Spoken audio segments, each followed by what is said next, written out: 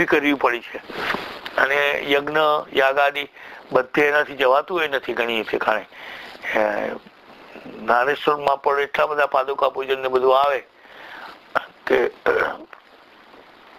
કહેવાની મતલબ એ છે કે વૈદિક મંત્રો વેદના મંત્રો બધા શીખે, કર્મકાંડ શીખે, એ દ્રષ્ટિએ બાપજીએ પાદુકા પૂજનને ઉત્તેજન આપેલું. તો બાપજીએ આપણી વચ્ચે ભક્તિનો પ્રચાર કરવા અથવા ભક્તિ માર્ગનો પ્રસાર કરવા માટે આવેલા. અને એમનો પ્રચાર એટલે જાતે કરવાનું, બસ જાતે ભક્તિ કરવાની. એટલે એવું કહેતા જીવન જોઈને જીવન ઘડાય.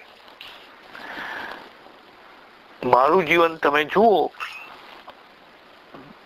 તો તમને એમ થાય કે આ જીવે છે સારું છે, તો તમારું એ રીતે જીવન ઘડાય. અને એટલે સાંઈ મહારાજ અને બાપજી બંને જણા આચાર ઉપર ભાર મૂકતા. પહેલા આચરો અને પછી કહો, અથવા આચરો એ જ કયું કહેવાય.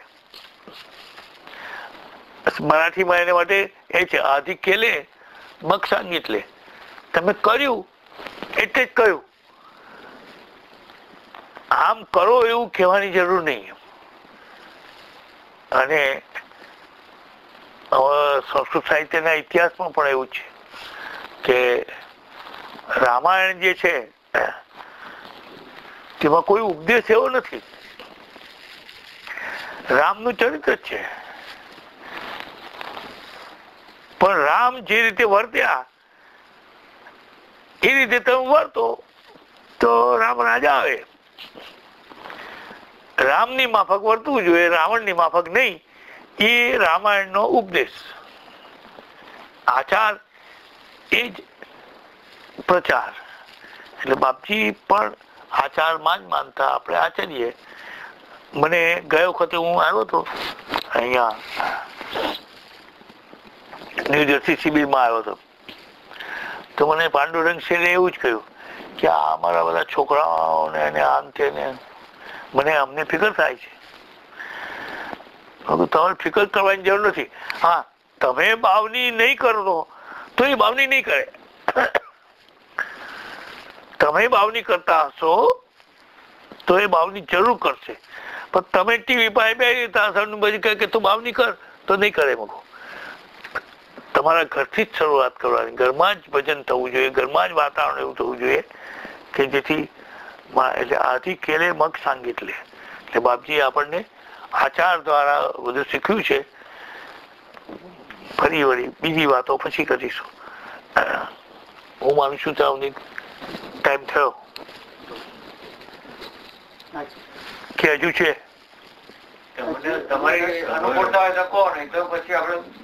મને તો મારે માટે અનુકૂળતા છે નહીં. તમે બધા વ્યવસાય છો, હું તો અહીં નવરો ધૂપ જોઉં છું.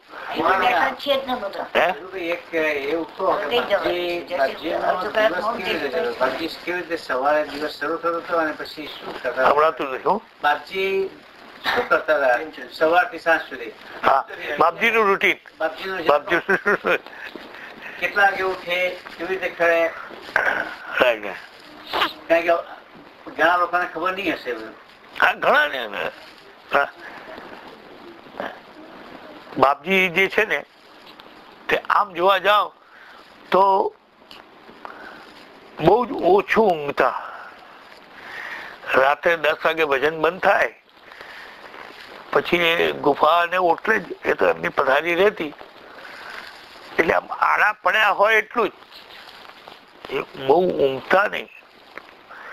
એમાં બધું ધ્યાનમાં ને એમાં જ જતું. અને પાછળથી તો બધા ભક્તોને માટેના પણ એમના સંકલ્પો ને બધું કરવાનું હોય એટલે એ રીતે થતું. પણ અચૂક એ માણસ કે 4 વાગે ઉઠતા, જાગી જતા.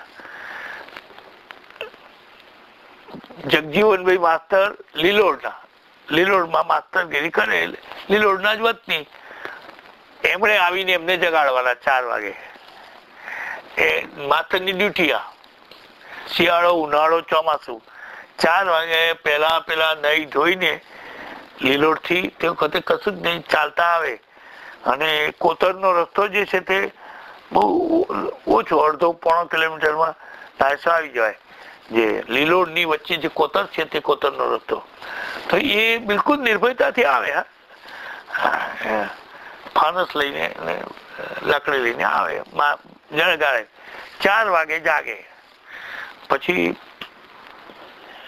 નિત્યક્રમ આપણે જેમ નાતા પહેલા શૌચ વગેરે બાકી શૌચ જાય, પછી નાવાનું તો ઠંડે પાણી પહેલેથી જ એમનું ત્યાં પાણી પછી ભરેલું હોય એટલે નાય. પછી ભરવા એ જતા નહીં જાતે, દત્યંતી ઉપર જ એકલી કાવડ લાવતા 5 પણ નાય નહીને સીધા ગુફામાં 4 એટલે 4:30 ની આસપાસ, 4:30 પોણા 5 ની આસપાસ પરવારીને ગુફામાં જતા રહે. એ ત્યાં ધ્યાનમાં બેસતા. એમની ગુફામાં નીચે સાંઈ મહારાજનો ફોટો અને ગુરુચરિત્રની પત, એટલું જ ગુફામાં સાંઈ મહારાજનો જ ફોટો રાખતા. અને ધ્યાનમાંથી બહાર આવ્યા પછી આમ તો એ ધ્યાન 4:30, 6, 8 વાગ્યા સુધી ધ્યાન નહીં કરતા. એ ધ્યાન થોડો વખત ધ્યાન કરે, પછી એમની રીતે જે કંઈક એમને સૂઝે તે પ્રમાણે શું કરતા કંઈ ખબર નહીં, પણ 8 વાગે જ બહાર આવે. 8 વાગે ગુફા ખુલે, ગુફાની અંદરથી બહાર આવે એટલે વાંચવાનું હોય, લખવાનું હોય, એ પણ બધું તે જ વખતે. કોઈ સ્તોત્ર સ્ફુરી આવ્યું હોય તો તે લખે. હવે એમાં તો ઘણી વખત એવું થતું એમને કે સ્તોત્ર સ્ફુર્યું હોય અને ત્યાં કાગળ જ ના હોય, ગુફામાં કાગળ જ ના હોય. તો જેવો કાગળ હોય, જે જાતનું હોય તે પર લખી નાખે. મને એવું યાદ છે કે એક સ્તોત્ર એમણે પેલું ખાખી કવર લાંબુ આવ્યું હોય તે ખાખી કવર ઉપર લખેલું, ખાખી કવર ઉપર લખેલું. એટલે લખવું, વાંચવું, એ ધ્યાનમાં ધ્યાન કરતા જાય અને 8 વાગે બહાર આવે. હવે ધ્યાનમાં બેસતા તમને કોઈ કહ્યું તો ખરું કે ધ્યાનમાં શું કરતા હતા બાપજી? તમને કહ્યું હતું ધ્યાનમાં શું કરતા? ના, ધ્યાનમાં એ શું કરતા, ધ્યાનની કોઈને પ્રક્રિયા કહેલી નહીં. ધ્યાનમાં બેસતા. હા, બાલભાઈને કદાચ કહ્યું હોય તો, બાકી મને કઈ ખ્યાલ નથી. ધ્યાનમાં એ શું કરતા,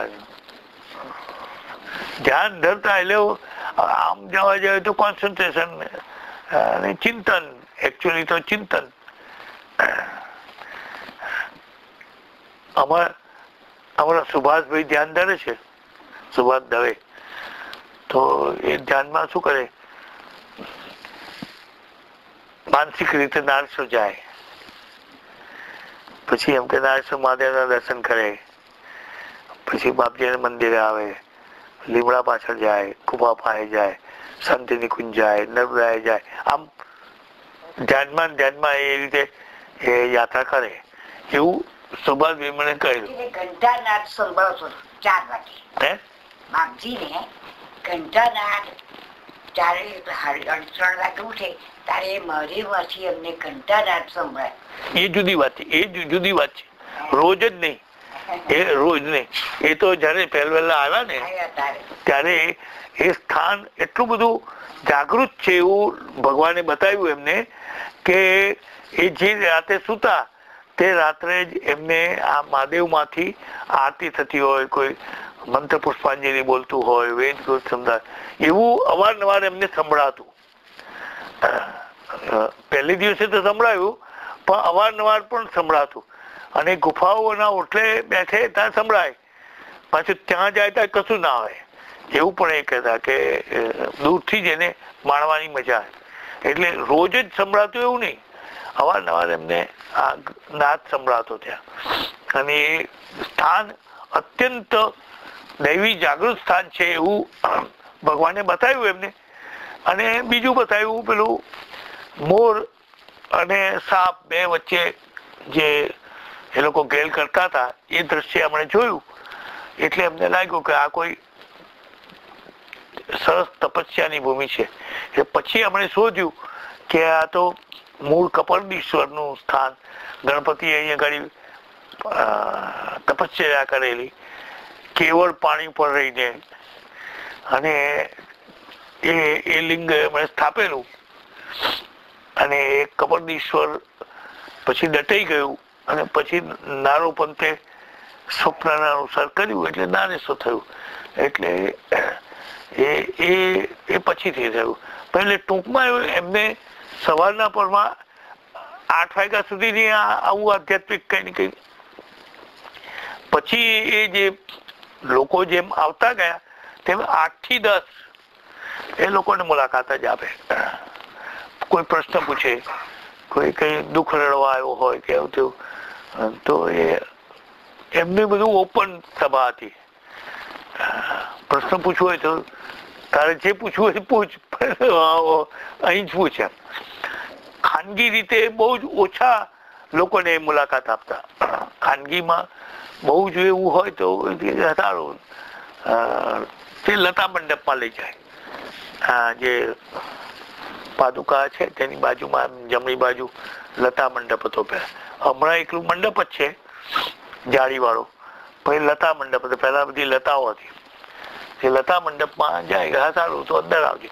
પણ છતાં એ અંદર જઈને પેલા એ પૂછવાનું એ જવાબ આપે. આજુબાજુ વાળા સાંભળે ખરા, એવું કે ના સાંભળે એવું નહીં, પણ પેલો જેટલું ધીમેથી બોલે એટલું ઓછા લોકો સાંભળે. તો એ મુલાકાત 8 થી 10. હવે જયારે હું જોતો આવ્યો ત્યાંની રૂટીન કહું છું. નારેશ્વરમાં પહેલું રૂટીન તો ભગવાન જાણે શું કરતા હતા. મોદી કાકાએ થોડું વર્ણવ્યું છે એમાં. પછી 10 વાગે એટલે ભિક્ષા લેવા જાય માજીન ત્યાં.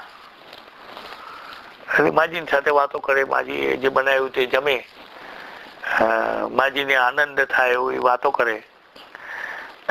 માજી પણ એમને કંઈક જે કંઈ બન્યું હોય તે કે, નારેશ્વરમાં જે કંઈ બન્યું હોય તેવું પણ કે. નહીં તો આમ સામાન્ય.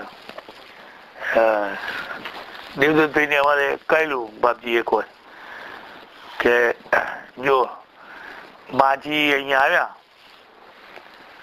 તો માજીને કઈ દુઃખ છે? તો કે ના, મારે લીધે માજીનું ચાલે છે, માજીને લીધે મારું ચાલે છે, મને કઈ દુઃખ છે? માજે અમે બે માં દીકરો એમ કે સુખથી રહીએ છે. હવે આટલો કેટલી હાઈટ ઉપર પહોંચેલો અવધૂત એ એવું કે માજીને લીધે મારું ચાલે છે, મારે લીધે માજી ચાલે છે, અમે બે માં દીકરો આનંદમાં રહીએ છીએ. એટલે માજીની હંમેશા કાળજી લેતા. એ પછી માજીની બધી બીજી વાતો બધી ઘણી છે, પણ એક તમને હું કહું. એક વખતે મેં જોયેલો છે, એ ગુફામાં ગયા. ક્યારે જાય તે હું જમીને અડધો કલાક પાછા બેસે, કોઈ આવ્યું તો એને પછી ગુફામાં જાય. જેવા ગુફામાં ગયા ને એવા એક ટોળું આવ્યું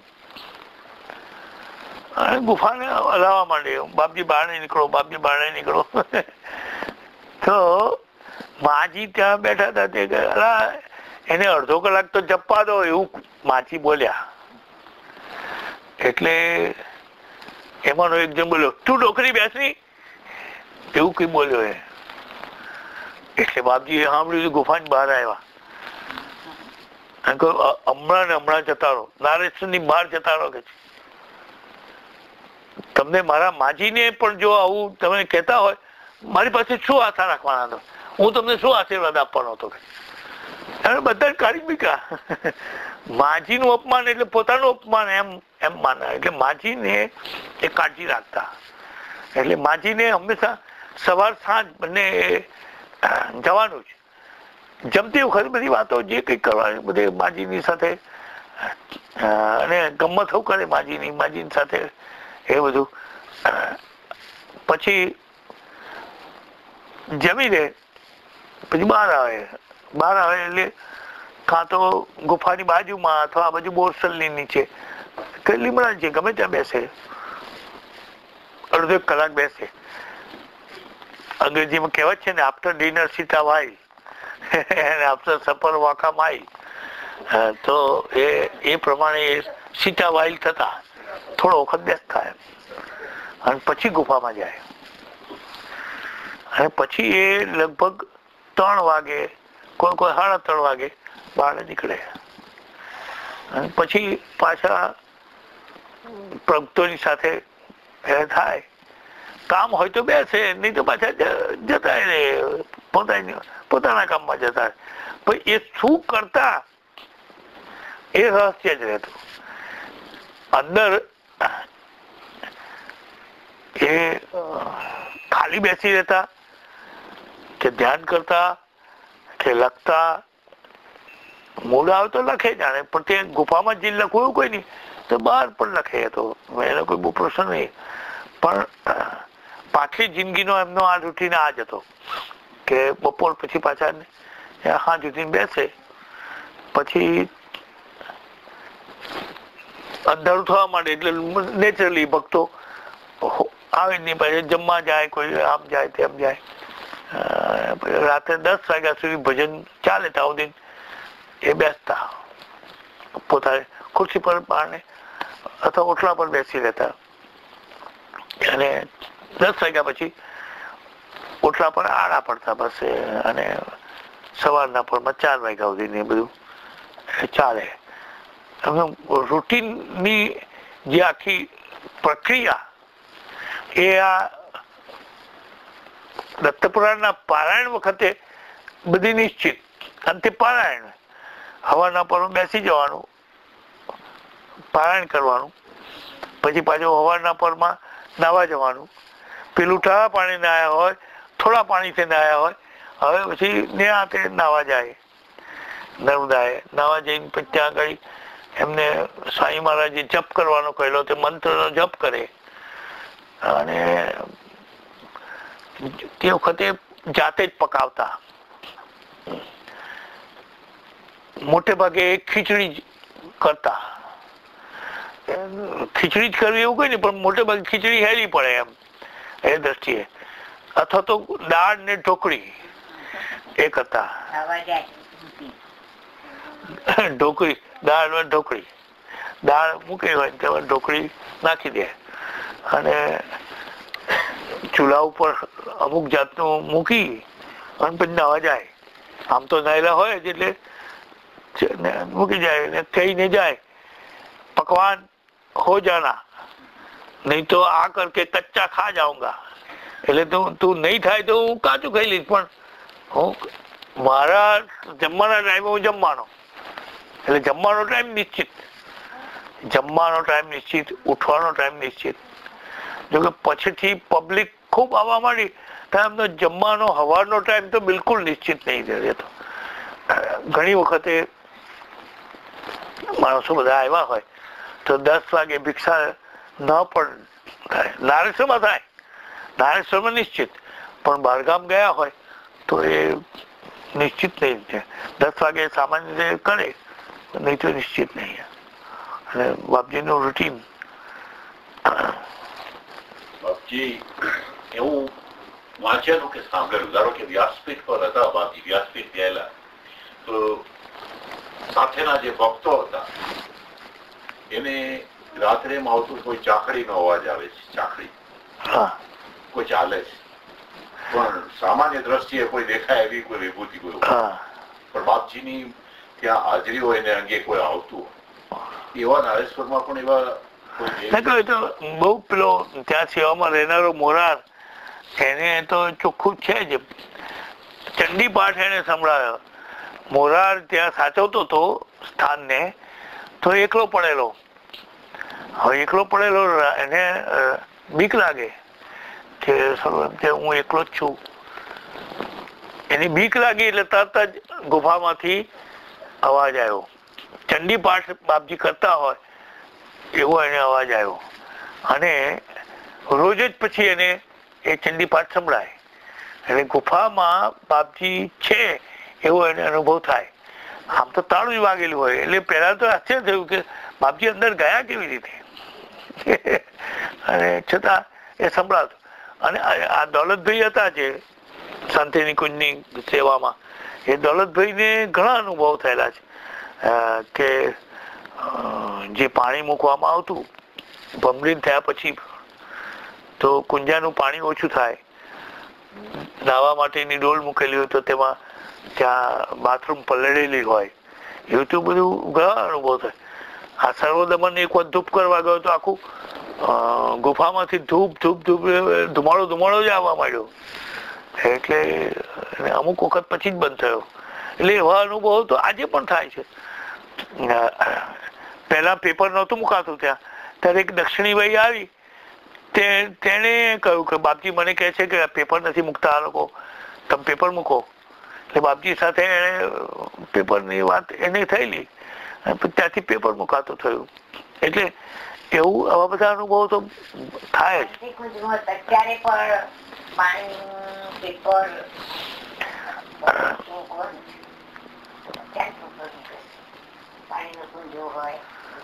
એટલે કેટલીક વખત અમે જ્યાં થોડો વખત પર અમે પેલા પથ્થર જડ્યા ને ત્યાં ગુફા બધા આખા કમ્પાઉન્ડમાં લગભગ પથ્થર જડી દીધા. તો એક ભક્ત કે છે તમે બધી ચરણ રજ ઢાંકી દીધી કે છે. મેં કહું બીજી પડશે, આની ઉપર પડે છે. મગો તમને નથી દેખાતી? મગો બાપજી અહીં જ છે, ગયા જ નથી. એ ચરણ રજ ભલે ટંકે કે એની ઉપર બીજી જે આ છે તે પડી જ રહી છે. ચરણ રજ બાપજી અહીં જ છે જ, અને છે દેખાય જ છે હવે ચોખ્ખું.